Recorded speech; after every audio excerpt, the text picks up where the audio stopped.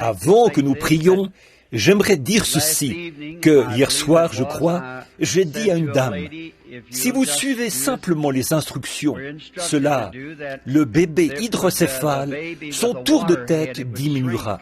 Et le tour de la tête du bébé a diminué la nuit dernière, d'1,5 centimètre en mesurant avec une ficelle.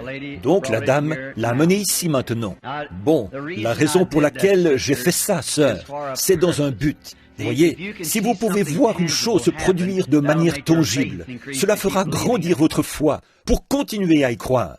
Je fais parfois cela simplement pour, peut-être, comme de demander à une personne de se lever, de faire 1 ou 2 pas, de bouger la main, d'agiter le doigt, simplement une chose qu'ils peuvent faire différemment, simplement pour leur montrer que tout va bien.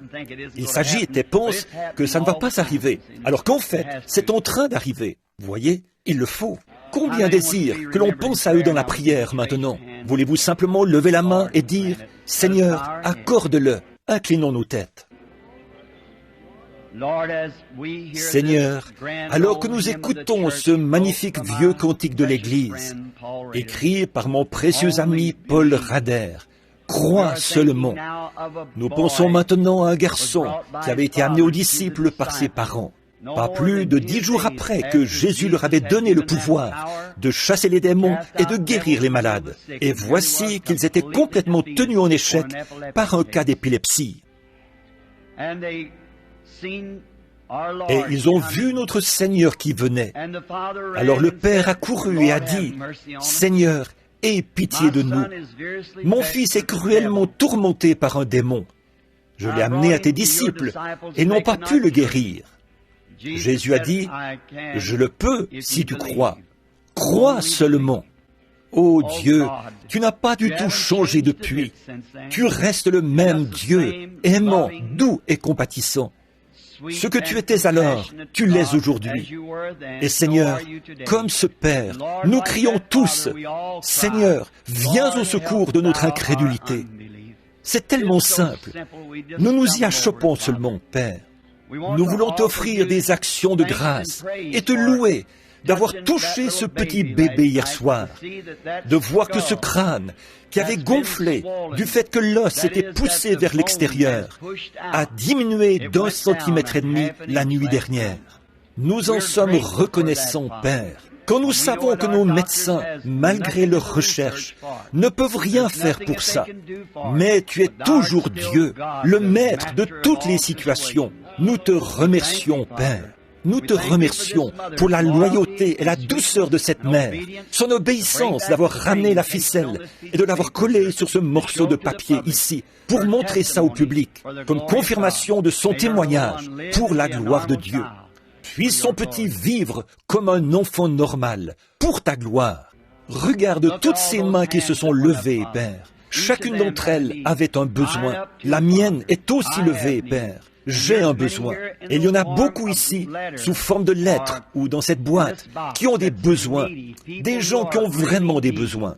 Fais en sorte, Seigneur, que tous reçoivent ce soir ce qu'ils ont demandé. Puisse-t-il prendre le témoignage de cette mère comme un exemple qui démontre que quand tu dis une chose, elle est accomplie. C'est, vous, tout ce que nous devons faire, c'est de l'accepter et agir en conséquence. C'est une œuvre accomplie. Accorde, Seigneur, pour chacune de ces lettres et chacun de ces mouchoirs, que les gens sur qui ils sont appliqués soient guéris. Tous ceux qui ont levé la main, Père, qu'ils reçoivent le désir de leur cœur. Nous le demandons au nom de Jésus. Amen. Vous pouvez vous asseoir. Je voulais juste vous montrer la ficelle ici, que la dame, voilà, que la grosseur de la tête du petit bébé a effectivement diminué, comme le Seigneur nous l'avait promis par le Saint-Esprit hier soir. N'est-il pas merveilleux? En effet, cela nous encourage tellement à avoir la foi et à croire. Bon, quand Jésus a dit à cet arbre, dans Marc 11, 23, « Dorénavant, aucun homme ne mangera de ton fruit », il n'a peut-être pas crié. En effet, franchement, il l'a fait avec un tel calme que ses disciples, je pense que l'un d'entre eux l'a entendu. Et cela Quand cet épileptique, quand il est arrivé devant le Seigneur Jésus, ce garçon a eu la pire crise qu'il ait jamais eue. Peut-être qu'il est tombé par terre comme mort, mais il s'est rendu compte qu'il avait rencontré quelqu'un qui avait une foi bien plus élevée que ses apôtres. Là, j'aimerais que quelqu'un qui ne croyait pas à la guérison divine regarde bien ceci. Jésus leur avait donné la puissance de chasser les esprits, et ils avaient échoué. Ce n'est pas la puissance qui avait échoué, mais c'est eux qui avaient échoué. Jésus leur a dit, « Pourquoi n'avons-nous pas pu le chasser ?» Il a dit, « À cause de votre incrédulité. » L'Église a toujours une certaine puissance. Dieu n'a jamais retiré sa puissance de l'Église, mais l'Église n'a pas assez de foi pour agir en conséquence. C'est tout. C'est aussi simple que ça. Nous essayons de le rendre si compliqué parfois, mais plus vous rendez l'Évangile simple, plus vous aurez la réalité. Quand vous deviendrez vraiment simple avec cela, Dieu l'a dit, c'est réglé et c'est tout. Croyez-le simplement, allez de l'avant. Quand Jésus a dit « Aucun homme ne mangera de ton fruit », eh bien, les feuilles étaient toujours aussi jolies et brillantes qu'avant. L'écorce était pareille, mais tout en bas dans le sol, dans les racines, la vie a commencé à s'en aller. Ainsi en est-il d'un cancer, de n'importe quelle maladie à laquelle vous pourriez penser. Quand vous pouvez accepter la parole de Dieu, tout en bas, dans les racines, au fond, le cancer pourrait être là. Votre main pourrait toujours être aussi raide. Cela n'a rien à voir avec la guérison divine. C'est si tu peux croire. Voyez, tout en bas, quelque part, le travail a déjà commencé. Jésus a dit, si vous dites à cette montagne, ôte-toi de là, et que vous ne doutez pas dans votre cœur, mais croyez que ce que vous avez dit s'accomplira, vous pouvez avoir ce que vous avez dit. C'est beau, n'est-ce pas? De qui cela est-il venu? Du Fils de Dieu, dont les paroles, les cieux et la terre passeront, mais ces paroles ne passeront pas. Bon, la seule manière dont vous puissiez faire cela, c'est en ayant l'objectif juste et le motif juste. Maintenant, si je sortais ici et disais, je vais vous montrer que je peux déplacer cette montagne. Montagne, ôte-toi de là. Elle ne se déplacerait jamais. Certainement pas. Peu importe ce que j'aurais eu, ça doit être, premièrement, il faut trouver la volonté de Dieu. Voilà la raison. D'habitude, dans les lignes de prière, j'ai les cas les plus difficiles. C'est parce qu'ils sont déjà passés par des lignes et tout. Et ensuite, ça revient vers moi. Mais, voyez, si vous avez un péché non confessé, avez-vous déjà remarqué un cas? Avant que je demande au mauvais esprit de sortir, j'examine ce cas vraiment bien pour m'assurer qu'il n'y a rien dans cette vie qui pourrait faire obstacle. Voyez? Parce que, souvenez-vous, avec ces dons, on peut s'attirer des ennuis. Dieu, souvenez-vous qu'une fois, il a donné un prophète, a fait d'un homme un prophète, Moïse, et lui a dit d'aller parler au rocher. Mais le prophète, qui était exaspéré, est sorti et a frappé le rocher, ce qui parlait de la faiblesse de Christ, indiquant qu'il devrait mourir une seconde fois, ou être frappé une seconde fois. Il avait la puissance pour la faire venir, mais ce n'était pas la volonté de Dieu. Je n'ai jamais pu croire que c'était la volonté de Dieu pour Élie pendant qu'il cheminait, parce que ses enfants le taquinaient à cause de sa calvitie. Je ne pense pas qu'il aurait dû faire ça, mais il était prophète et il était irrité. Alors il a prononcé une malédiction contre ses enfants, et 2 ours ont tué 42 petits-enfants innocents. Voyez, cependant, je ne crois pas qu'il aurait dû faire ça. Et cela... Dieu, je crois qu'aujourd'hui, avant de donner la puissance à son Église, il éprouve son Église, afin de voir ce qu'elle fera. La prochaine fois, peut-être, si le Seigneur le veut, quand je reviendrai, nous aurons le temps de nous arrêter à quelque chose comme cela, à quelque chose qui est sur le point d'arriver. Et alors, nous en saurons plus à ce sujet. Mais si vous prononcez simplement la parole, que vous dites, « Seigneur, je le crois, ne doutez pas », que ça vienne vraiment du fond de votre cœur.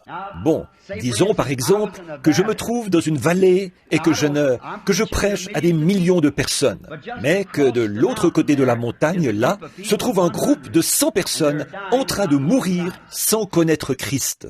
Eh bien, j'ai 1 million de personnes ici à qui prêcher. Pourtant, quelque chose dans mon cœur me dit, va de l'autre côté vers ces gens, va vers eux. Ils sont en train de périr. Moi, je ne veux pas y aller. Pourtant, il y a quelque chose en moi. Vous voyez? Alors ça, c'est Dieu qui agit. Regardez quel est l'objectif. Regardez quel est le motif d'y aller. pas pour vous-même.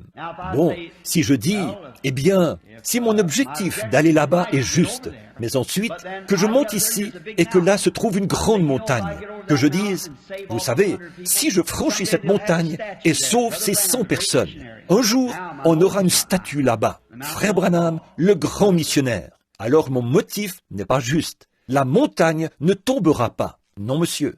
Mais quand mon motif et mon objectif sont justes, et que Dieu, dans mon cœur, me conduit, et que je ne peux ni franchir la montagne, ni la contourner, ni passer dessous, que je dise, montagne, ôte-toi de là. Peut-être qu'elle, quand je dis cela, et sans rien dire de plus, avec cette sorte d'esprit juste, en étant conduit par le Saint-Esprit, dans la volonté de Dieu, il se pourrait qu'il n'y ait qu'une petite cuillerée de cette montagne qui se détache. Mais c'est en route. Le lendemain, il se peut qu'il y ait une chute de 1 kilo. Le lendemain, 1/4 de tonne.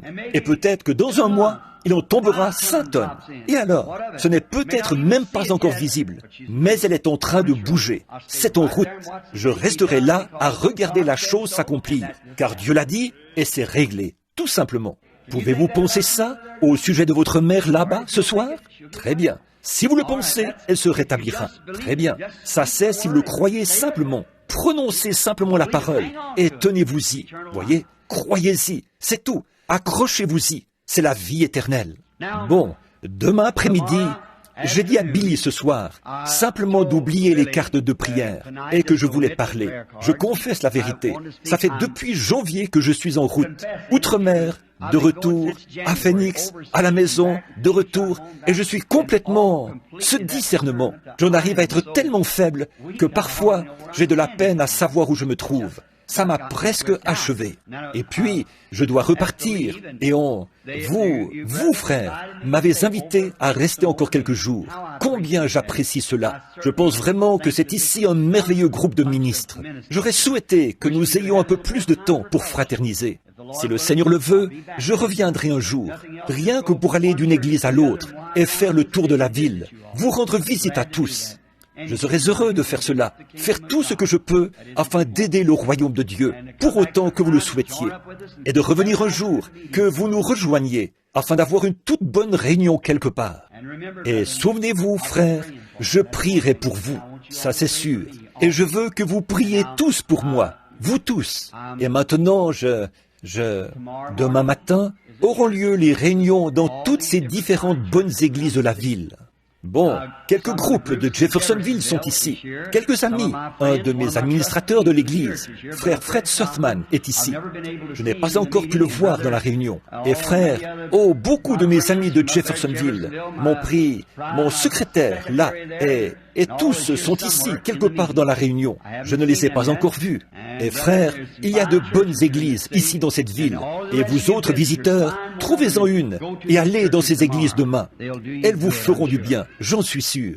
Ce sont des frères qui croient en ce genre de ministère. C'est la raison pour laquelle ils sont ici, assis sur l'estrade, et à ces places ici en bas. Ils croient en cela.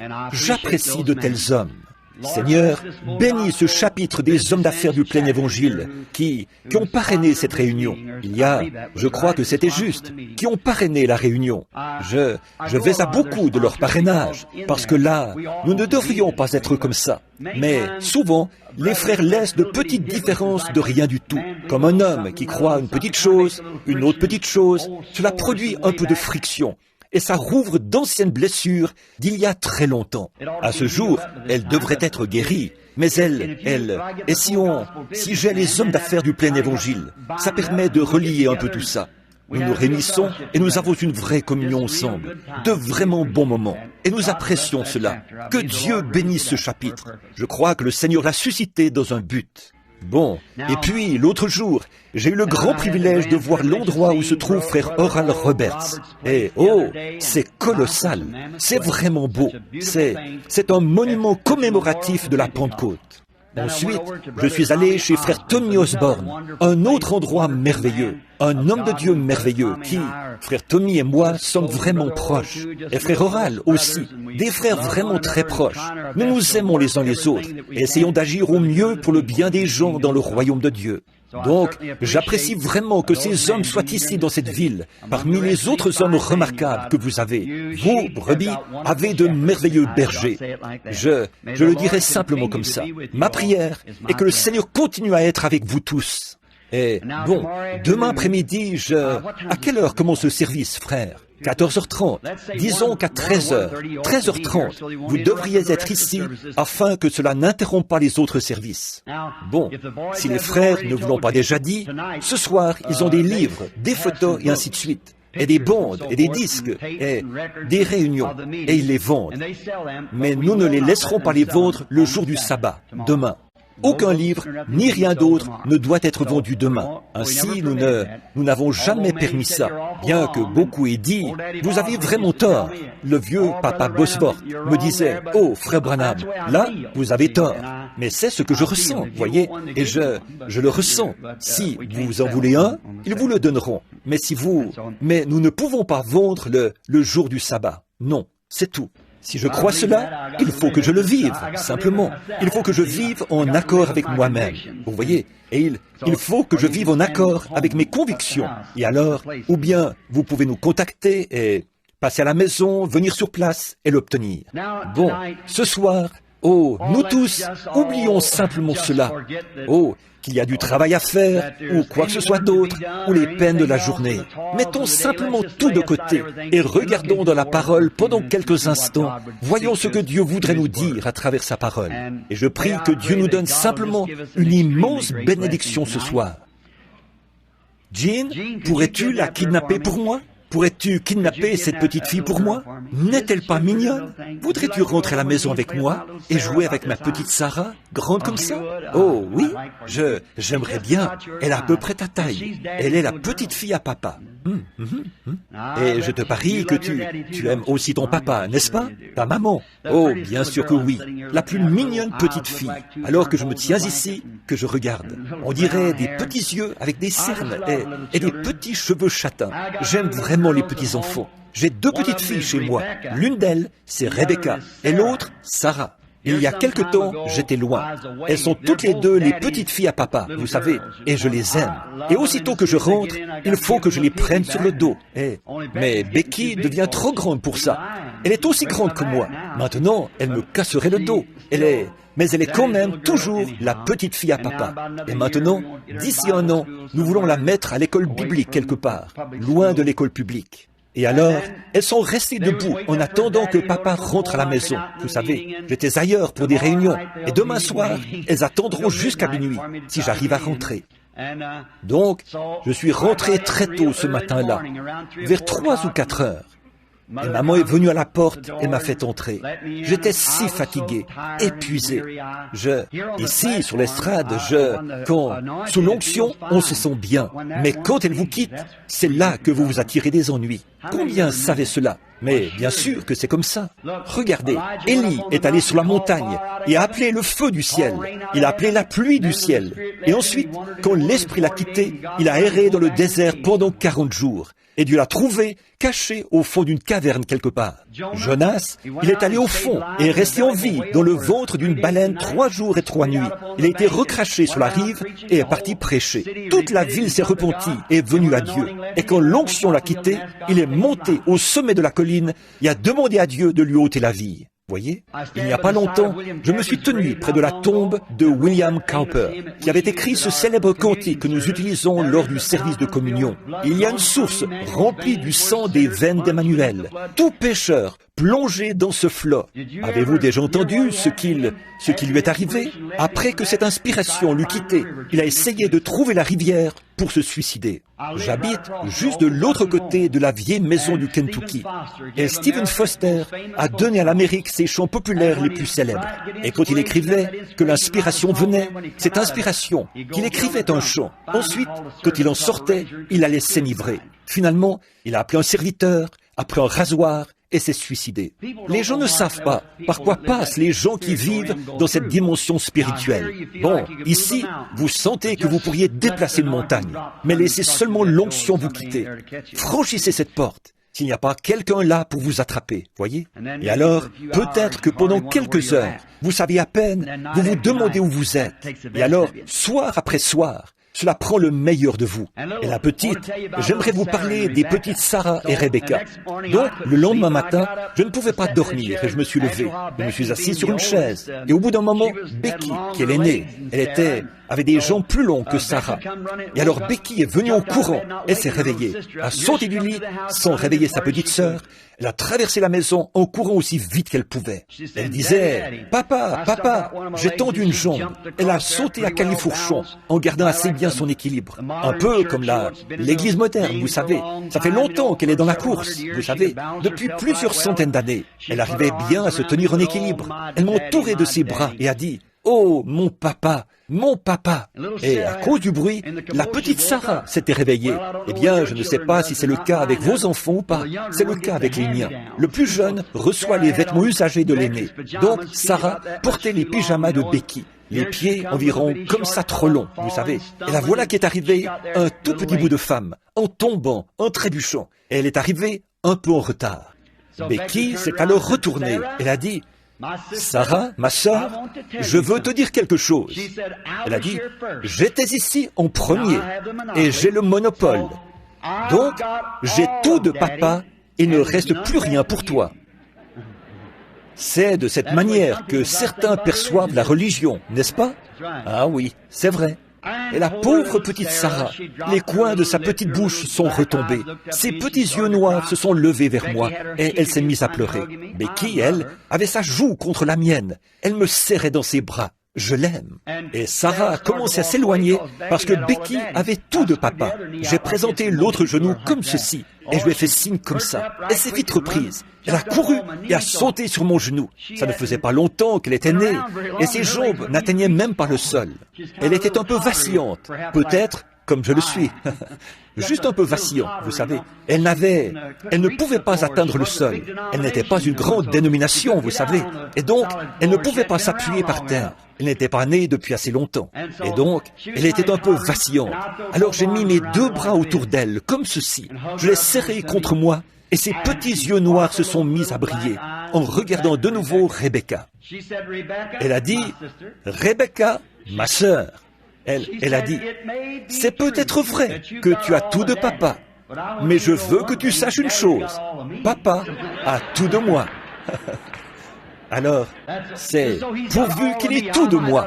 Je n'ai peut-être pas l'instruction pour faire passer les grandes choses, mais aussi longtemps que je sais qu'il a tout de moi, alors que je suis vacillant, puisse-t-il simplement m'entourer de ses deux bras. Ainsi, je me sentirai bien.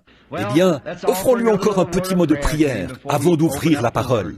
Maintenant, Père Céleste, nous sommes conscients que nous sommes aussi comme des enfants. Et tu aimes être avec nous et adorer avec nous. Et alors que nous t'adorons et que tu nous aimes et que tu nous tiens dans tes bras, que tu envoies ton Saint-Esprit et nous fais savoir que tu es vivant et que tu es notre Père, nous te disons un grand merci. Maintenant, puisse le Saint-Esprit venir vers nous ce soir. Aime chaque cœur, Seigneur.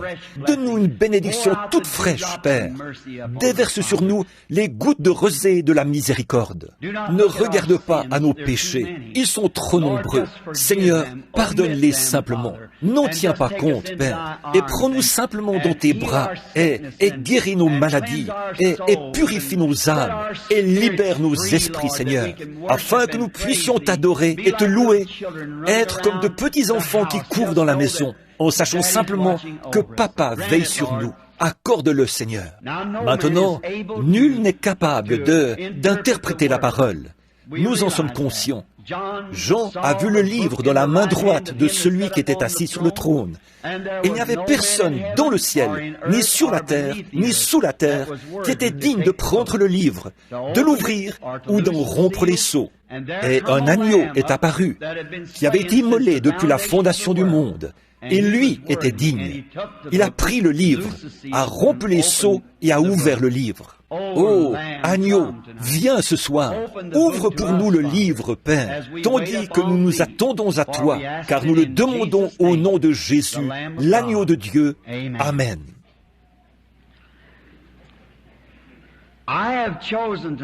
Ce soir, j'ai choisi ici un petit verset des Écritures de 3 mots.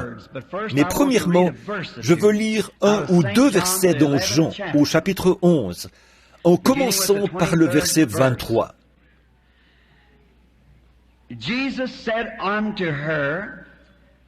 Jésus lui dit, « Ton frère ressuscitera. » Je sais, lui répondit Marthe, il ressuscitera à la résurrection, au dernier jour. Jésus lui dit, je suis la résurrection et la vie. Celui qui croit en moi vivra, quand même il serait mort. Et quiconque vit et croit en moi ne mourra jamais. Crois-tu cela? Elle lui dit, oui Seigneur, je crois que tu es le Christ, le Fils de Dieu, qui devait venir dans le monde. Et comme sujet, je souhaite utiliser ces trois mots. Crois-tu cela? J'ai lu une histoire il y a quelque temps. Je pense que c'était une histoire inventée. Et la plupart des ministres ont lu, je pense, le livre du docteur Ingraham, Le Prince de la Maison de David. C'est un livre excellent. Je pense qu'il est complètement épuisé. J'aimerais bien l'avoir imprimé, afin de pouvoir le passer aux gens. Et là-dedans, je lisais un petit article sur ce même Lazare, et sur Jésus, et Marie, et Marthe, que les sœurs de Lazare. Et je lisais que c'était là où Jésus habitait, je crois, avec Marthe et Marie. Elles étaient toutes les deux de charmantes filles israélites. Et Lazare apprenait ou était en formation pour devenir scribe au temple, écrivant des lettres de la loi pour les sacrificateurs. Et Jésus avait une merveilleuse communion, en particulier avec Lazare. Nous lisons dans ce livre qu'une fois, il était venu dans leur maison et que Marthe avait tendance à remettre à plus tard d'écouter ses paroles, comme elle devait préparer le dîner et mettre la table, tandis que Marie restait assise à ses pieds. Et Jésus a dit que Marie avait choisi les meilleures choses. Et alors, on nous raconte que Lazare était celui qui avait conduit Jésus vers Jean dans l'histoire des livres du docteur Ingraham et sur le prince de la maison de David. Cependant, bien que cela ne soit peut-être pas vrai, je ne sais pas, mais simplement pour décrire le contexte, il était censé avoir habité chez eux. Bon, nous avons appris la semaine prochaine, la semaine dernière plutôt, que Jésus dit dans Jean 5,19, le Fils ne peut rien faire de lui-même, il ne fait que ce qu'il voit faire au Père. Et tout ce que le Père fait, le Fils aussi le fait pareillement. Voyez, ce qu'il voit faire au Père. Alors, pour que cette histoire soit vraiment véridique, le Père, Dieu, doit avoir parlé à son Fils Jésus et dit, « Ton ami Lazare va mourir, mais il va en ressortir du bien. Alors toi, quitte la maison, pars, parce qu'on te demandera de prier pour lui ou de le guérir. Et je ne veux pas que tu fasses cela. Si vous regardez le déroulement de l'histoire, vous verrez que la tournure que prennent les choses aboutit à cette vérité. » Donc, Jésus, sans aucun avertissement ou quoi que ce soit, a quitté la maison pour aller ailleurs. Il n'est pas rentré ce soir-là. Il est allé dans d'autres villes. Et aussitôt que Jésus eut quitté la maison, les ennuis ont commencé. Et quand Jésus quitte votre maison, les ennuis sont en route. Souvenez-vous bien de ceci. Quand il quitte votre maison, les ennuis sont en chemin. Quand vous avez des activités sociales et tout dans votre église qui fonctionnent d'une façon si parfaite, comme une énorme Rickenbacker de 16 cylindres, et que vous laissez Jésus en dehors, quand Jésus quitte votre église, il y a des ennuis sur la route. Oui, monsieur, quand Jésus quitte une dénomination, qu'on le met de côté et qu'on déclare, eh bien, maintenant, nous ne croyons plus que ces choses soient absolument correctes et que vous adoptez autre chose. Les ennuis sont en route. Souvenez-vous bien de cela. Cela me rappelle une histoire du Seigneur Jésus qui se trouve dans le livre de Luc. Vous savez, quand il n'était qu'un garçon d'une douzaine d'années, les gens de sa famille l'avaient emmené, selon la coutume chaque année, à la fête de la Pentecôte. Et pendant qu'ils étaient à la fête dans la ville de Jérusalem et qu'ils passaient de bons moments, Nous voyons dans la Bible qu'ils ont marché pendant 3 jours sans lui. Ils ont peut-être pensé, considéré la chose comme allant de soi, que Jésus devait être parmi leurs proches. Or, on ne peut pas faire ça. Quand ils sont allés se renseigner auprès de leurs proches, ils n'étaient pas là. Et on ne peut pas considérer les choses comme allant de soi, simplement parce qu'on est méthodiste, baptiste, presbytérien, pentecôtiste, et que, dans notre milieu, nos ancêtres étaient de grands croyants.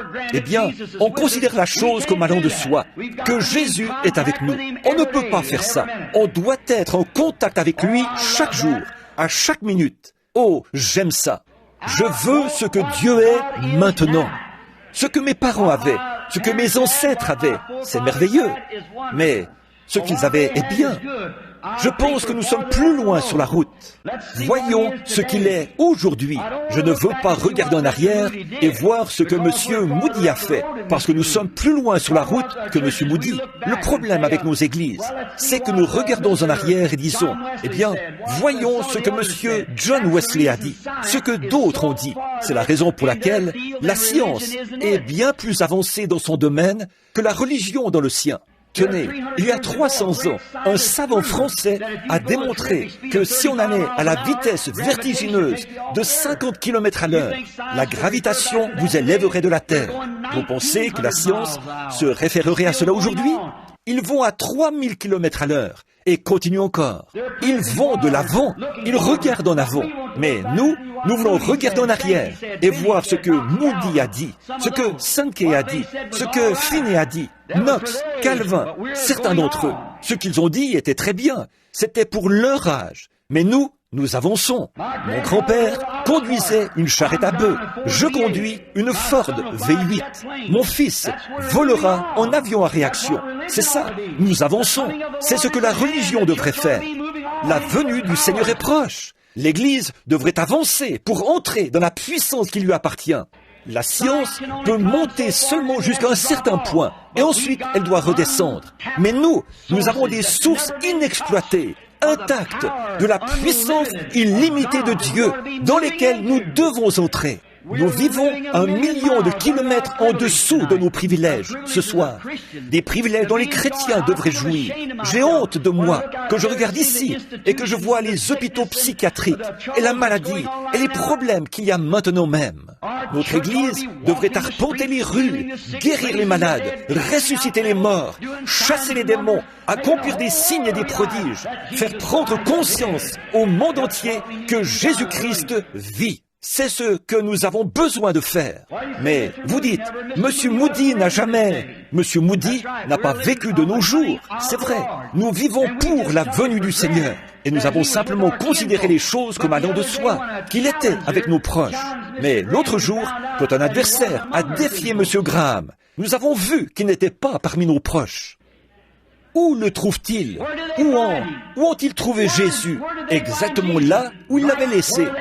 Où l'ont-ils laissé? À la fête de la Pentecôte. Où laissons-nous Jésus? Où l'Église l'a-t-elle fait? À la fête de la Pentecôte. Quand nous nous éloignons de la puissance de la Pentecôte de jadis et de la fête de la Pentecôte, nous nous éloignons de Jésus. C'est tout à fait exact, mon ami. Nous vivons en dessous de nos privilèges. Oui, monsieur. Ils l'ont laissé à la fête de la Pentecôte. Et c'est le seul endroit où les méthodistes, les baptistes, les presbytériens et les pentecôtistes le trouveront. C'est en retournant là où vous l'avez laissé. Où est la joie du Seigneur? Où est la puissance du Seigneur? L'Église se demande aujourd'hui qu'est-il arrivé au Dieu de l'histoire? Il attend que son peuple l'appelle à entrer en scène. Mais nous ne pouvons pas le faire à travers les dénominations. Nous ne pouvons pas le faire par la psychologie. Nous ne pouvons pas le faire par l'arithmétique. Ou nous ne pouvons pas le faire par l'instruction. Nous nous séparons. Nous nous divisons. Nous ne sommes pas divisés. Nous sommes une seule personne, réellement en Jésus-Christ. Nous sommes tous un en Christ, et nos dénominations n'y arriveront jamais. Aussi bonnes soient-elles, elles n'y arriveront pas. Notre instruction est le plus grand obstacle que l'Évangile ait jamais rencontré. L'instruction. Ce dont nous avons besoin, ce n'est pas d'instruction. Nous avons besoin de la puissance et de la démonstration du Saint-Esprit. de retour dans l'Église pour démontrer la puissance. Jésus n'a jamais dit « Allez par tout le monde et enseignez ». Il n'a jamais dit « Allez par tout le monde et faites ». Il a dit « Allez par tout le monde et prêchez l'Évangile ». Et l'Évangile, c'est démontrer la puissance du Saint-Esprit, la résurrection. Nous sommes toujours 1 million de kilomètres en deçà d'où nous devrions être. Avançons, retournons là où nous l'avons laissé, à la fête de la Pentecôte. Jésus a dit dans Jean, je crois, au chapitre 15, il a dit « Je suis le cep, vous êtes les sarments ». Eh bien alors, si ce cep a produit le premier sarment, et qu'à partir de ce sarment est écrit un livre des actes, le second sarment produira un autre livre des actes. Le troisième sarment produira un autre livre des actes. Et chaque sarment qui sort de ce cep sera semblable au premier sarment. Bon, on peut greffer, nous savons cela. J'ai vu un citronnier avec environ 8 différentes sortes de fruits. J'ai vu un oranger qui portait des pamplemousses, des citrons et tout le reste. Mais ils ont été rattachés. C'est ça le problème aujourd'hui. Nous avons rattaché nos idées, rattaché nos dénominations. Mais si, un jour, cet arbre produit lui-même une autre branche à fruits, elle sera comme les premières à l'origine. Alléluia! Oh, l'Église va s'harmoniser, mais nous avons besoin de la puissance qui était à l'origine. Nous avons besoin du Saint-Esprit, de la puissance de la résurrection de Jésus-Christ. C'est ce qu'il nous a dit de faire.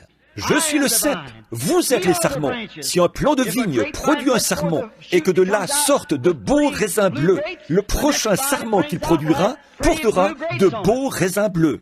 Si le premier cep est sorti et qu'ils sont tombés sous l'effet du Saint-Esprit, qu'ils ont accompli de grands miracles et des signes, et qu'ils ont scellé leur témoignage à un monde, même beaucoup parmi eux, avec leur propre témoignage. Ils ont scellé leur témoignage de leur sang. Ils ont traversé toutes sortes de périls et tout pour apporter l'Évangile. Ils ont souffert. Ils ont été battus. Ils ont été punis. Devons-nous être transportés à la maison au ciel, sur un lit de facilité garni de fleurs, alors que d'autres ont combattu pour gagner le prix et naviguer à travers des mers de sang? Que nous attendons-nous à faire? Je dois combattre si je veux régner.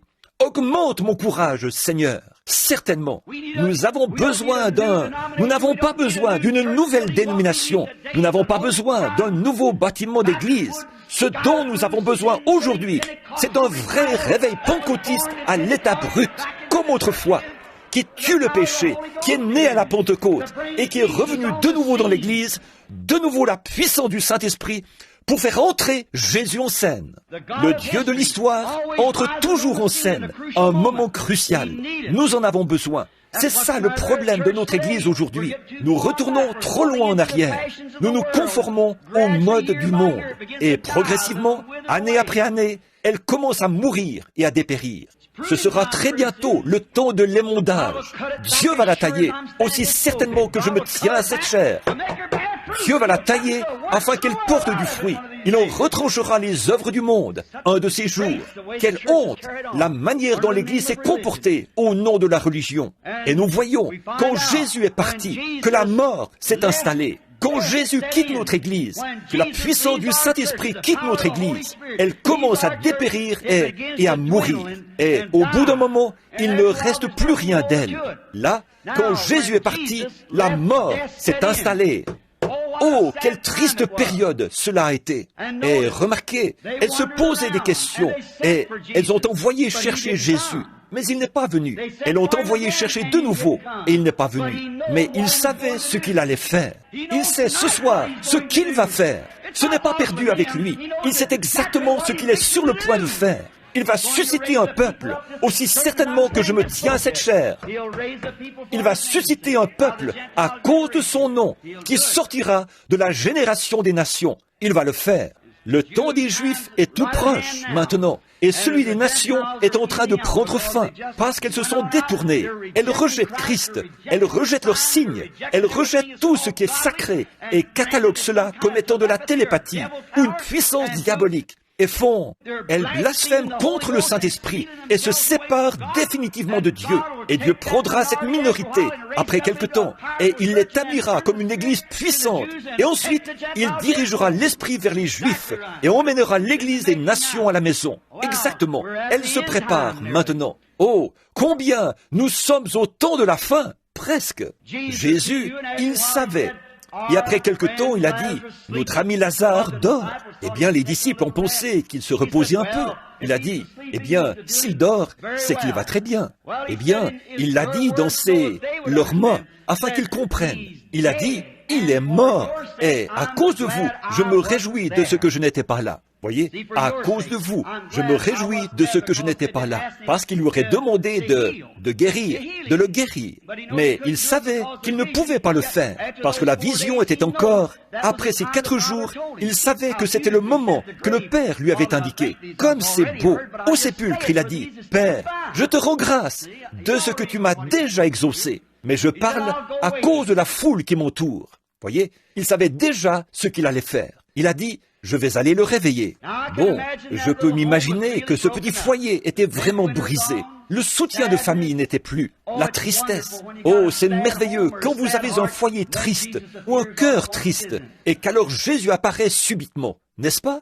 Je peux m'imaginer de voir Marthe, une belle petite femme, le visage recouvert d'un voile noir, et la petite Marie, et qui se tiennent l'une l'autre en disant « Qu'allons-nous faire? Papa et maman ne sont plus, et notre précieux frère. Maintenant, nous avons quitté l'Église, et nous avons été excommuniés par eux, et nous sommes sortis pour suivre Jésus de Nazareth. Et il s'est retiré quelque part, et nous a laissés. » Je peux entendre un critiqueur venir dire « Hé, où est ce guérisseur divin, ce prophète de Galilée? Où est-il maintenant? Regardez, quand il est vraiment temps pour lui de faire quelque chose, il n'est pas là. » C'est ça. Vous voyez, Dieu aime faire ça. C'est tout. Simplement, laissez les gens montrer ce qu'ils sont. Oui, simplement les éprouver pour voir ce qu'ils sont réellement. Il leur donne une bénédiction. Il apparaît, se montre, se présente aux gens. Juste pour voir le genre de réaction qu'ils auront, juste pour voir ce qu'ils vont faire. Bon, alors nous voyons quelques jours plus tard, 4 jours, le pauvre Lazare était mort, on l'avait enterré. Le 2e jour, 3e jour, 4e jour, eh bien, tout le monde sait que la corruption s'installe après 3 jours. En premier, le nez s'affaisse sur le visage. Et alors, la corruption s'installe. Les vers de la peau commencent à dévorer le corps. On l'a mise en terre. On a placé une grosse pierre devant l'entrée de la grotte où on l'avait déposée. Et de temps en temps, les jeunes filles allaient s'agenouiller au sépulcre et pleuraient. Et après quelque temps, la nouvelle s'est répandue. Jésus est arrivé. Nous l'avons vu entrer en ville. Oh, cette petite Marthe, qui apparemment avait eu tendance à remettre ça plus tard, à montrer alors de quoi elle était faite. La voilà qui arrive. Elle est alors en route. Elle court à sa recherche. Je peux entendre certains d'entre eux, le long de la route, qui disent « Eh bien, je suppose que tu es convaincu maintenant que ta religion était fausse. » Elle les a tout simplement ignorés et a continué. Elle a passé à côté de tous les critiqueurs sans s'arrêter. Elle a continué jusqu'à ce qu'elle le voie, peut-être assis au coin de la rue. Bon, semble-t-il, elle aurait le droit de lui faire des reproches et de lui parler méchamment. Mais elle n'a pas couru vers lui en disant « dis donc, toi, tu es censé être un prophète, un homme de Dieu. Pourquoi n'es-tu pas venu lorsque nous t'avons appelé? En effet, maintenant, nous sommes la risée de la ville. Nous avons quitté notre église pour te suivre. » Il semble que c'était son droit. Mais vous savez, c'est comme l'agneau et la colombe sur lesquels je vous ai prêché. Si nous sommes un agneau renonce à tous les droits qu'il a. C'est tout à fait vrai. Il n'a que de la laine. Alors, il doit renoncer à cela. Et vous renoncez à tous les droits que vous avez afin de servir Dieu. C'est exactement cela. Je m'en prenais aux femmes à propos de leur façon de porter ces espèces de petits vêtements. Vous savez, elles ont dit, eh bien, nous sommes américaines. Nous pouvons faire ce que nous voulons. J'ai dit, c'est tout à fait exact. Mais si vous êtes un agneau, vous renoncerez à vos droits. Fumer des cigarettes et avoir un comportement inconvenant comme ça, c'est la pire chose qu'une femme ait jamais faite. C'est tout à fait exact. Il n'y a pas longtemps, une dame m'a dit, en me parlant, elle a dit, « Mais, frère Branham, on ne fait pas d'autres genres de vêtements. » J'ai dit, « Mais on fabrique toujours des machines à coudre et on vend du tissu. Il n'y a absolument aucune excuse. » C'est tout à fait exact. Souvenez-vous, un jour, il se peut qu'ici vous soyez purs vis-à-vis de votre mari, mais vous aurez à répondre d'adultère pour cela, très certainement, car quiconque regarde une femme pour la convoiter a déjà commis un adultère avec elle dans son cœur. Qu'est-ce qui se passe avec les femmes pentecôtistes aujourd'hui? C'est la question que je me pose. La façon dont vous vous êtes éloigné de l'ancienne ligne de conduite, la façon dont vos mères avaient l'habitude de porter de longs cheveux. Et aujourd'hui, les femmes pentecôtistes, peinturlurées, comme pour le mardi gras, se coupent les cheveux et portent de petits vêtements courts comme ça. Exactement comme tout le reste, elles vont tondre la pelouse pendant l'après-midi. Quand les hommes passent par là, vous rendez-vous compte, les femmes, que vous aurez à répondre d'avoir commis un adultère avec ces hommes? Vous vous présentez à eux dans ce but. C'est un mauvais esprit sur l'Église et les gens, et ils ne le savent pas. Aveugles, et ils ne le savent pas. C'est la vérité. Vous dites peut-être que je n'ai pas le droit de dire cela en tant qu'évangéliste. Eh bien, je dois suivre la conduite du Saint-Esprit. C'est tout ce que je peux dire. Vous, si je vous rencontre au jugement, alors je n'aurai pas à voir votre sang sur mes mains. Éloignez-vous de chaque pouce de terrain qui semble appartenir à Satan. Restez-en éloignés. Partez de là. Peu m'importe combien de vedettes de télévision. Vous n'êtes pas une vedette de télévision. Vous êtes une fille de Dieu. J'ai prêché dans l'église d'un pasteur l'autre matin au sujet d'un vieil esclave, au temps où on vendait les esclaves, il y a longtemps. Ils avaient l'habitude de venir là et de les acheter aux enchères. Et les gens étaient là, ils sanglotaient, pleuraient à cause de leur patrie, dans laquelle ils ne retourneraient plus jamais. On devait leur donner le fouet. On les achetait comme on achèterait une automobile, pour n'importe quoi. On fixait un prix et on vendait ces êtres humains. Un jour, un acheteur est passé par là, un courtier, dans une grande fonda, une grande plantation plutôt. Et il a dit, « Combien d'esclaves avez-vous à vendre ?» Il a dit, « Eh bien, j'en ai quelques-uns à troquer. » On essayait de faire qu'ils soient plus grands. On prenait ses mères, ses pères. Si la femme qu'il avait épousée était une petite femme chétive, on prenait ces grands hommes en bonne santé et on les faisait se reproduire comme des chevaux, des animaux. Ce n'était pas bien du tout. Dieu a fait l'homme. L'homme a fait les esclaves. Ce n'est pas bien dès le départ. Jamais. Dieu ne veut pas qu'un homme soit un esclave. Non, monsieur. Et aucun. Regardez ce qui s'est passé. Et au milieu de tout cela, ce gars a dit, « Eh bien, j'aimerais en acheter quelques-uns. » Il avait remarqué là un jeune gars. On n'avait pas besoin de lui donner le fouet. Il avait le menton relevé, la tête haute, comme un vrai monsieur. Il allait et venait. Et le courtier a dit, « J'aimerais l'acheter. » Il a dit, « Mais il n'est pas à vendre. » Il a dit, « Eh bien, pourquoi ?» Il a dit, « C'est le chef. » Il a dit, « Non, c'est un esclave. » Eh bien, il a dit, « Comment ça? Est-ce que vous le nourrissez mieux que les autres ?» Il a dit, « Non, il mange là-bas, à la cantine, avec les autres. C'est un esclave. » Il a dit, « Qu'est-ce qui le rend si différent des autres ?» Et le chef a dit, « Je me suis moi-même longtemps posé la question, mais un jour, j'ai trouvé. Là-bas, dans sa patrie, son père est le roi de la tribu. Et bien qu'il soit un étranger loin de chez lui, il sait toujours qu'il est le fils d'un roi et il se comporte comme tel. Si un indigène africain pouvait se rendre compte que son père est un roi et que, ici, un étranger dans un pays lointain, il pouvait toujours savoir qu'au-delà de la mer, il est le fils d'un roi. Comment devraient se comporter les femmes et les hommes alors que vous êtes des fils et filles de Dieu? Agissez en conséquence. Certainement, comportez-vous bien, nettoyez vos vies et agissez comme des fils et filles de Dieu. Pas étonnant, regardez la condition. Nous y voilà. Oh, la petite Marthe, elle est sortie en courant. On penserait qu'elle aurait trouvé le moyen de lui reprocher quelque chose. Pourquoi n'es-tu pas venu vers mon frère? Regarde ce que nous avons fait pour toi. Et tu nous as laissé tomber. Eh bien, si elle avait dit cela, l'histoire ne se serait jamais terminée de la manière dont elle l'a fait. Non, monsieur, il s'agit de la manière dont vous vous approchez d'un don divin de Dieu. Si Dieu envoie un don, vous devez vous en approcher comme il faut. Si vous vous attendez à en obtenir quelque chose, vous devez vous en approcher comme il faut. Et Marthe savait cela. Elle avait probablement lu quelque chose au sujet de la femme sunamite et de son bébé. Et elle, si cette femme sunamite savait que Dieu était en Élie, combien plus encore était-il en Jésus? Assurément. Alors elle est venue avec la bonne approche. Elle a couru et est tombée à ses pieds. J'aime ça. Elle est tombée à ses pieds et a dit, « Seigneur », c'est son titre correct, c'est ce qu'il était. Il était son Seigneur. « Seigneur, si tu avais été ici, mon frère ne serait pas mort. » Oh là là, je peux juste m'imaginer et voir son grand cœur lorsqu'il a regardé cette belle femme, les larmes coulant sur ses joues. Elle a dit, « Seigneur, si tu avais été ici, mon frère ne serait pas mort. » Regardez ce qu'elle a dit. Mais même maintenant, Seigneur, bien qu'il soit mort, bien que les vers rompent à travers son corps, même maintenant, Seigneur, tout ce que tu demanderas à Dieu, Dieu te l'accordera. Oh, voilà le secret. Il se pourrait que vous disiez, j'ai fait le tour de tous les hôpitaux. Le médecin dit que je vais mourir. Mais même maintenant, Seigneur, je suis étropié à cause de l'arthrite. Je ne peux pas bouger.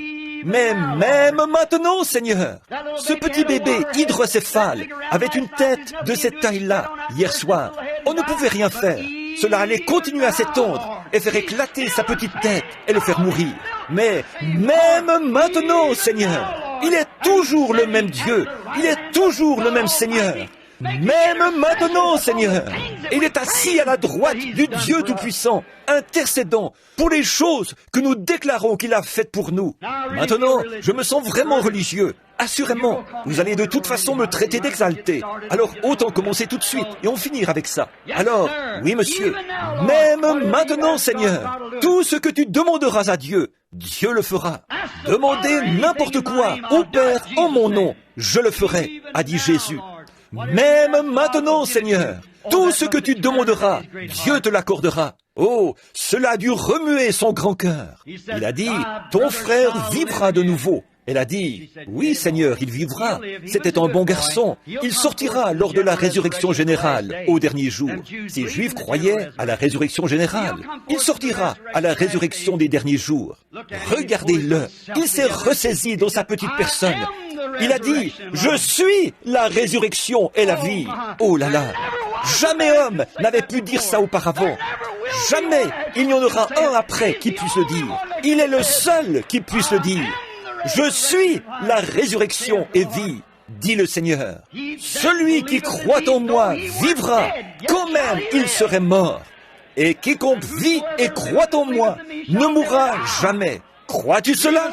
Elle a dit, oui Seigneur. Oh, elle savait que quelque chose était sur le point d'arriver. Obligatoirement.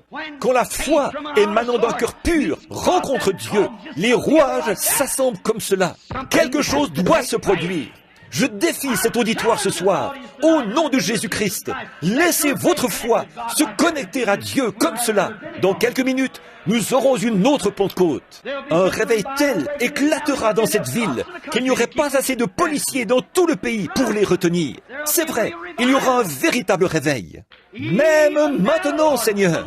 Eh bien, Seigneur, on s'est déjà fait prendre par ceci. On a fait ceci et fait cela. Peu m'importe ce que vous avez fait. Même maintenant, Seigneur, il attend que vous fassiez appel à lui. Crois-tu cela? Bien sûr, oui monsieur. Même maintenant, tout ce que tu lui demanderas. Où l'avez-vous mis? Maintenant, il descend au sépulcre.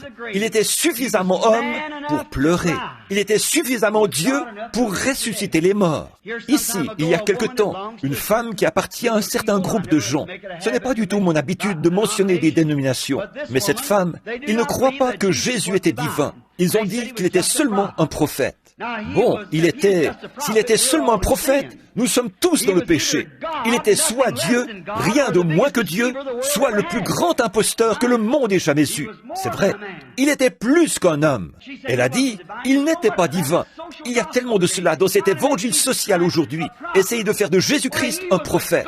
Mais voyons, il était le Dieu des prophètes. Bien sûr qu'il l'était. Elle a dit, je vais vous le prouver par votre Bible, qu'il n'était qu'un homme. J'ai dit, faites-le donc. Et elle a dit, quand il est allé au sépulcre de Lazare, la Bible dit, il pleura. Il devait être mortel, sinon il n'aurait pas pu pleurer. J'ai dit, Madame, est-ce ça, votre passage de l'Écriture? Je ne veux pas être sacrilège ici, en disant ceci. Mais je vais vous dire ce que je lui ai dit. Elle a dit, c'est ça. J'ai dit, cette déclaration est plus légère que le bouillon fait avec l'ombre d'un poulet qui serait mort de faim. J'ai dit, eh bien, vous n'avez rien sur quoi vous tenir. Elle a dit, pourtant, il a pleuré. Cela a montré qu'il était mortel. J'ai dit, il est né à la fois mortel et immortel. Il était Dieu dans la chair. Elle a dit, « Oh, ce sont des sottises !» J'ai dit, « Il est allé au sépulcre en pleurant. » C'est absolument vrai. Mais quand il a redressé son petit corps, la Bible dit, il attirait peu les regards. Son aspect n'avait rien pour nous plaire. Mais lorsqu'il a rejeté ses petites épaules en arrière et a dit, « Lazare, sors !» Un homme qui était mort depuis 4 jours, qui avait pourri dans le sépulcre, est sorti. C'était plus qu'un homme. Montrez-moi l'homme qui peut faire ça.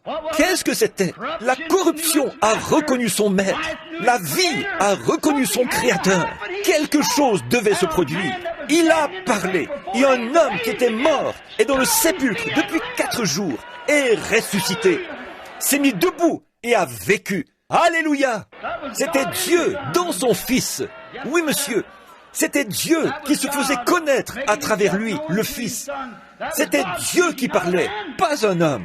C'était un homme quand, ce jour-là, il a regardé autour de lui, vers cet arbre, pour y trouver quelque chose à manger. C'était un homme. Mais quand il a pris 5 petits pains et 2 poissons, et qu'il a nourri 5000 personnes, c'était plus qu'un homme. C'était Dieu qui les nourrissait là-bas. C'était plus qu'un prophète, plus qu'un homme. C'était un homme Dieu. Assurément, il s'est allongé à l'arrière de cette petite barque cette nuit-là, alors que la mer rugissait et qu'il rebondissait comme un bouchon de bouteille au milieu de cette mer déchaînée, alors que 10 000 démons de la mer avaient juré qu'il le noierait cette nuit-là. C'était un homme faible et fatigué d'avoir prié pour les malades, allongé là derrière, et le vent ne le dérangeait même pas. C'était un homme quand il était endormi. Mais quand il s'est réveillé, qu'il a posé son pied sur le bastingage de la barque, qu'il a levé les yeux et a dit « Silence, tais-toi !» et que les vents et les vagues lui ont obéi. C'était plus qu'un homme. C'était Dieu dans l'homme, se faisant connaître. C'est vrai. C'était un homme à la croix quand il a imploré la miséricorde. Quand il s'est écrié « J'ai soif », c'était un homme. Quand il est mort, c'était un homme. Mais le matin de Pâques, quand il a brisé les sceaux de la mort, de l'enfer et de la tombe, et qu'il est ressuscité, c'était plus qu'un homme. C'était Dieu manifesté. Pas étonnant que le poète ait dit « En vivant, il m'a aimé. En mourant, il m'a sauvé. Enseveli, il a emporté mes péchés au loin. En ressuscitant, il a justifié gratuitement pour toujours. Un jour, il reviendra. Ô jour glorieux !» Il a dit « Parce que je vis, vous vivez aussi. » Crois-tu cela? Il est le même, hier, aujourd'hui, éternellement. Crois-tu cela? Je crois que le Saint-Esprit est ici maintenant. Crois-tu cela? Je crois qu'il va nous remplir de sa présence. Crois-tu cela?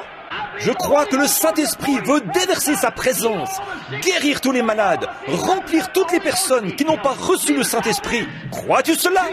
Croyez-vous de tout votre cœur? Levons-nous et donnons-lui la gloire. Je crois qu'il va descendre sur nous à l'instant même. Ô Seigneur Dieu, Créateur des cieux et de la terre, Auteur de la vie éternelle, donateur de tout bon don, nous, crois-tu cela? Seigneur, nous croyons que tu es ici dans la réunion.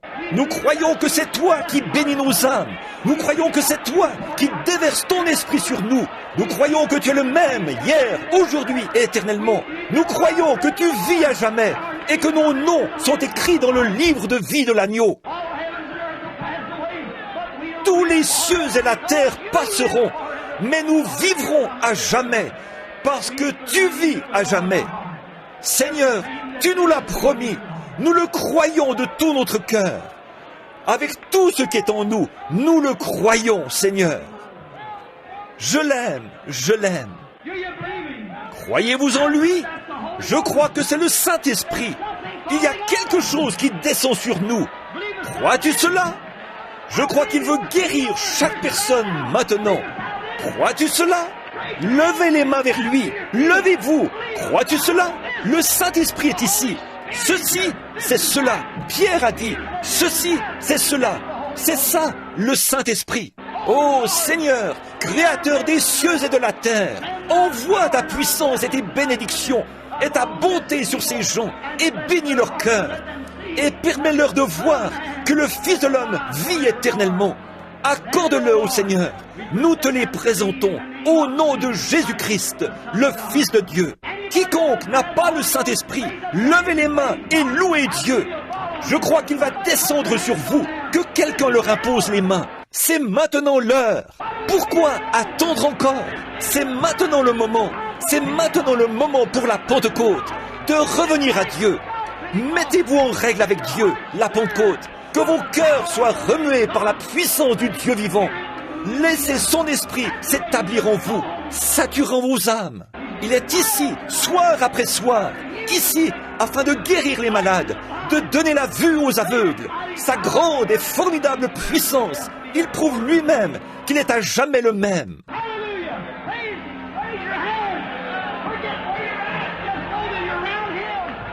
Alléluia! Louez-le! Levez les mains! Oubliez où vous êtes! Sachez simplement que vous êtes près de lui, et de sa bonté, et de sa gloire, et de sa puissance, et que sa miséricorde dure à toujours. Il est pour toujours le même. Béni soit le nom du Seigneur. Alléluia!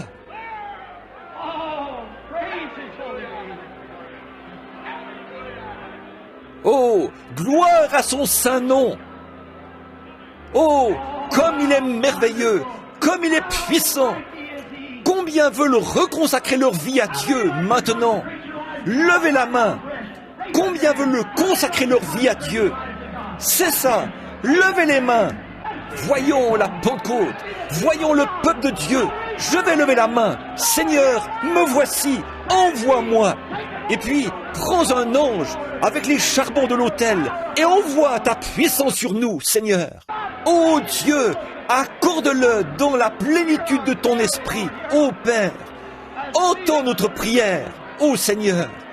Entends notre prière en tant qu'enfant debout qui croit. Loué soit son nom. Oh, comme des vagues de gloire qui descendent.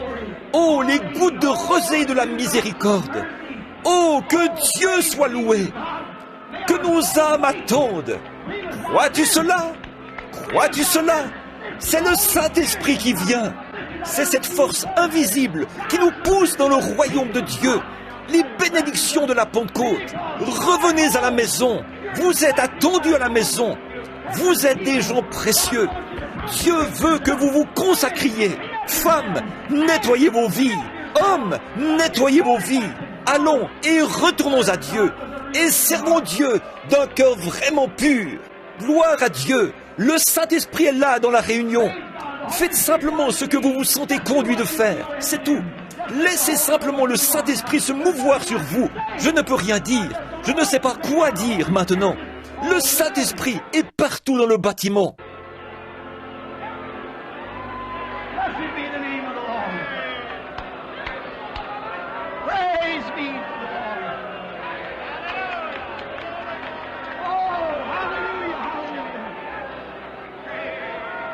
Béni soit le nom du Seigneur. Louange au Seigneur.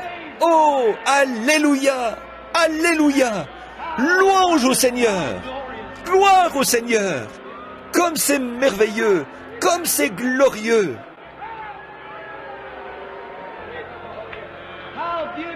Comme c'est beau, comme c'est merveilleux. La louange des saints de Dieu sur vos visages. Par la présence du Saint-Esprit ici, qui agit et nous montre sa gloire, émanant de cette grande multitude d'un même accord, qui loue son nom. Tournez-vous et serrez la main de quelqu'un. Dites, gloire au Seigneur, frère, gloire au Seigneur, sœur. Alors, allons-y et laissons Dieu travailler nos cœurs. Gloire au Seigneur, c'est ça. Vous tous, méthodistes et baptistes, presbytériens, pentecôtistes et adventistes du 7e jour, et quoi que ce soit que vous soyez, serrez-vous la main les uns les autres dans la présence du Seigneur Dieu. C'est ça. Oh, alléluia.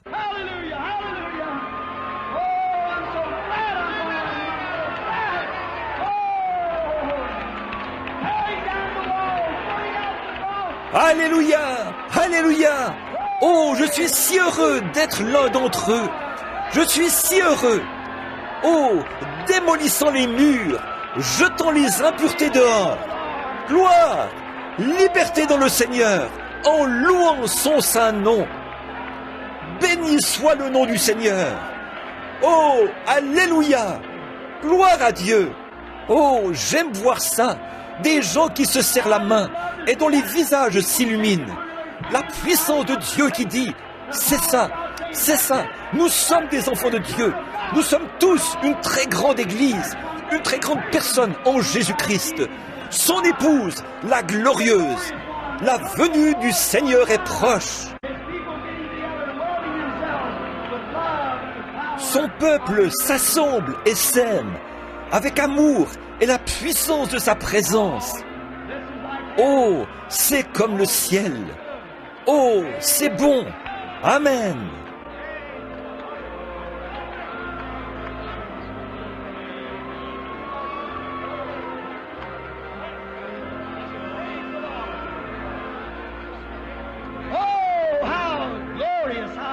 Oh, comme c'est glorieux, comme c'est merveilleux, simplement d'adorer le Seigneur en esprit et en puissance.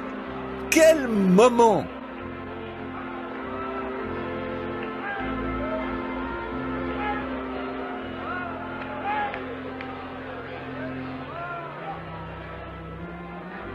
C'était pour s'arrêter, nous commençons.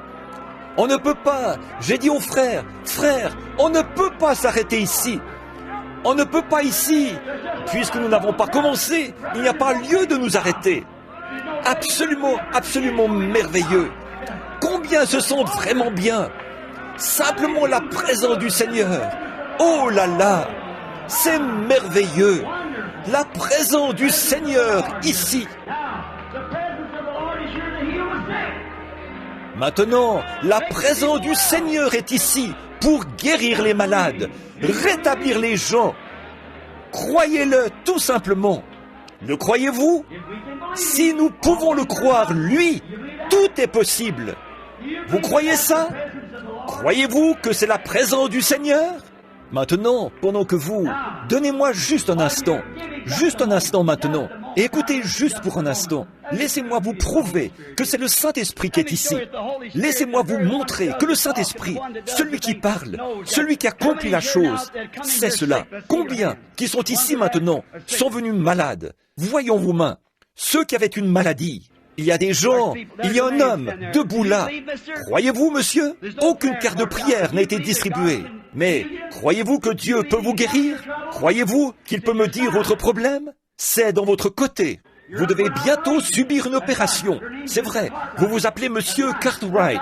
C'est vrai. Pas vrai? Agitez la main. Très bien. Rentrez chez vous et soyez guéris. Vous n'en aurez pas besoin. Le croyez-vous? Cet homme qui tient ce bébé dans les bras, croyez-vous que je suis le serviteur de Dieu? Vous croyez que ceci c'est le Saint-Esprit? Je ne vous connais pas, pas vrai? Je ne vous ai jamais vu de ma vie. Nous sommes des inconnus l'un pour l'autre. Croyez-vous que le Saint-Esprit peut me dire ce qui ne va pas chez ce bébé? Il a de l'urticaire. C'est vrai, pas vrai? Certainement. Vous n'êtes pas d'ici. Non. Vous-même, vous avez des problèmes d'estomac. Vous en souffrez. C'est vrai, n'est-ce pas? Vous venez de Kansas City. Très bien. Retournez chez vous. Jésus-Christ vous rétablit. Alléluia! Croyez! Le croyez-vous de tout votre cœur? Voici l'ange du Seigneur qui se tient au-dessus de ce petit bout de femme, assez âgée, assise juste ici, qui souffre d'une hernie. Vous croyez que Dieu va vous guérir de cette hernie, sœur? Vous, avec la petite fleur rouge sur votre chapeau, levez la main. Très bien. Rentrez chez vous et soyez guéris. Amen. Oh, c'est Dieu, c'est Christ, le Fils de Dieu. Il est ressuscité des morts. Il est ici. Maintenant, posez vos mains les uns sur les autres et passez un bon moment de la prière. Vous tous, pendant que je demande à quelqu'un de venir ici. Venez ici, frère.